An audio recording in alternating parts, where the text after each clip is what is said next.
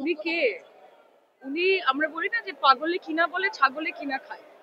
শুভেন্দু অধিকারীর গাটা জ্বলছে, মানুষের সমর্থন। আর উনি কাকে গাল দিচ্ছেন? জগন্নাথ দেবকে গাল দিচ্ছেন। কি করতে চাইছেন? মানুষের আবেগ, এই জগন্নাথ মন্দির, এটার সঙ্গে রাজনীতি গোলাবেন না।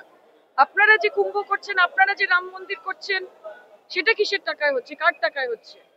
মানুষের ভক্তি, মানুষের আস্থা, মমতা বন্দ্যোপাধ্যায়ের একটি ঐতিহাসিক পদক্ষেপ। আবেগপ্রবণ মানুষ আজকে।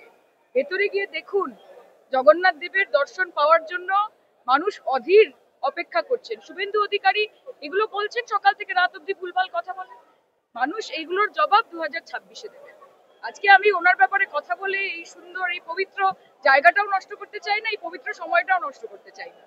মুখে ওনার নামটা নাই, আজকে ভুল, আজকে শুধু জয় জগন্নাথ বলেন। উনি যা ইচ্ছে বলতে পারেন, বাংলার মানুষ ওনাকে জবাব দেবে, জগন্নাথ ওনাকে জবাব দেবে।